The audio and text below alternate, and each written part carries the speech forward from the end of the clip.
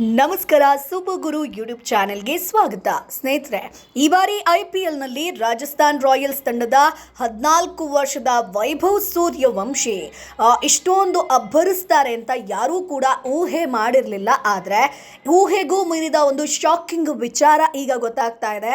ಇಷ್ಟು ಅಬ್ಬರಿಸಿದಂಥ ಹುಡುಗ T20 2026ರ T20 ವಿಶ್ವಕಪ್ನಲ್ಲಿ ಈತನಿಗೆ ಚಾನ್ಸ್ ಸಿಗೋದಿಲ್ಲ ಅನ್ನುವಂಥ ವಿಚಾರ ಗೊತ್ತಾಗ್ತಾ ಇದೆ. ಅಷ್ಟಕ್ಕೂ ಈತನಿಗೆ ಅಂದರೆ ವೈಭವ್ ಸೂರ್ಯವಂಶಿಗೆ ಯಾಕೆ T20ಯಲ್ಲಿ ಚಾನ್ಸ್ ಸಿಗೋದಿಲ್ಲ ಅನ್ನೋದ್ರ ಬಗ್ಗೆ ಸಾಕಷ್ಟು ಮಾಹಿತಿಯನ್ನು ಹೇಳ್ತೀವಿ. ಅದಕ್ಕಿಂತ ಮುಂಚೆ ನಮ್ಮ ಚಾನಲನ್ನು ತಪ್ಪದೇ ಸಬ್ಸ್ಕ್ರೈಬ್ ಮಾಡಿ. ಸ್ನೇಹಿತರೆ, ರಾಜಸ್ಥಾನ್ ರಾಯಲ್ಸ್ ತಂಡದ 14 ವರ್ಷದ ವೈಭವ್ ಸೂರ್ಯವಂಶಿ ಗುಜರಾತ್ ಟೈಟನ್ಸ್ ವಿರುದ್ಧ 35 ಎಸೆತಗಳಲ್ಲಿ ಶತಕವನ್ನು ಸಿಡಿಸಿ ಕ್ರಿಕೆಟ್ ಜಗತ್ತಿನಲ್ಲಿ ಸಂಚಲನವನ್ನು ಸೃಷ್ಟಿಸಿದ್ರು. ಅನೇಕ ದಾಖಲೆಗಳನ್ನು ಮುರಿದಂಥ ವೈಭವ್ ಸೂರ್ಯವಂಶಿ ಟೀಂ ಇಂಡಿಯಾ ನಾಯಕ ರೋಹಿತ್ ಶರ್ಮಾ ಸೇರಿದಂತೆ ಹೆಚ್ಚಿನ ಕ್ರಿಕೆಟಿಗರ ಗಮನ ಸೆಳೆದಿದ್ರು. ಎಲ್ರಿಗೂ ಕೂಡ ಒಂದು ರೀತಿಯಾಗಿ ಶಾಕೇ ಆಗಿತ್ತು.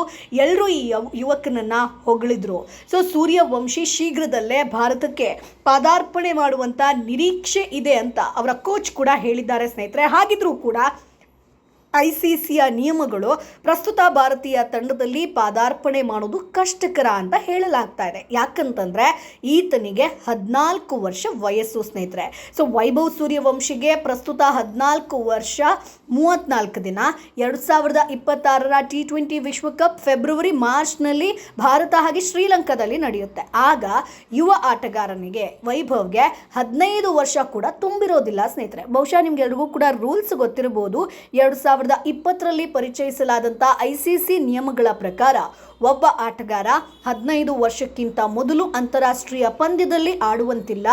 ಸೂರ್ಯವಂಶಿ ಮಾರ್ಚ್ 27, 2026ರಂದು ತಮ್ಮ 15ನೇ ಹುಟ್ಟುಹಬ್ಬವನ್ನು ಆಚರಿಸ್ಕೊಳ್ತಾರೆ. ಆದ್ದರಿಂದ ಅವರು T20 ಅಂದರೆ 2026ರ T20 ವಿಶ್ವಕಪ್ನಲ್ಲಿ ಆಡೋದಕ್ಕೆ ಅವರಿಗೆ ಸಾಧ್ಯ ಇಲ್ಲ. ಹಾಗಿದ್ರೂ ಕೂಡ ಒಬ್ಬ ಆಟಗಾರ ತನ್ನ ವಯಸ್ಸಿಗೆ ಸಾಕಷ್ಟು ಅನುಭವ, ಮಾನಸಿಕ ಪ್ರಬುದ್ಧತೆ, ದೈಹಿಕ ಸಿದ್ಧತೆಯನ್ನು ಪ್ರದರ್ಶಿಸಿದ್ರೆ 15 ವರ್ಷಕ್ಕಿಂತ ಮೊದಲು ಅಂತಾರಾಷ್ಟ್ರೀಯ ಕ್ರಿಕೆಟ್ ಆಡಬಹುದು ಅನ್ನುವಂಥ ನಿಯಮ ಕೂಡ ಇದೆ. ಸ್ನೇಹಿತರೆ, ಆ ಸಂದರ್ಭದಲ್ಲಿ BCCI ICCಗೆ ಪತ್ರ ಬರೆದು ವೈಭವ್ ಸೂರ್ಯವಂಶಿಗೆ ಅನುಮತಿ ಪಡಿಬೇಕಾಗುತ್ತೆ. ಅಂದರೆ ಆತ ಆಡಬೇಕು ಅನ್ನುವಂಥ ಅನುಮತಿ ಪಡಿಬೇಕು.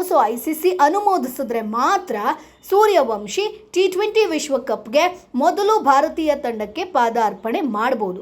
ವೈಭವ್ ಸೂರ್ಯವಂಶಿ ಗುಜರಾತ್ ಟೈಟನ್ಸ್ ವಿರುದ್ಧ 37 ಎಸೆತಗಳಲ್ಲಿ 7 ಬೌಂಡ್ರಿ, 11 ಬೃಹತ್ ಸಿಕ್ಸರ್ಗಳೊಂದಿಗೆ 101 ರನ್ ಗಳಿಸ್ತಾರೆ. ಇದರೊಂದಿಗೆ ಅವರು T20 ಕ್ರಿಕೆಟ್ ಆಗಿರ್ಬೋದು, IPLನಲ್ಲಿ ಶತಕ ಗಳಿಸಿದ ಅತ್ಯಂತ ಕಿರಿಯ ಆಟಗಾರರಾಗ್ತಾರೆ.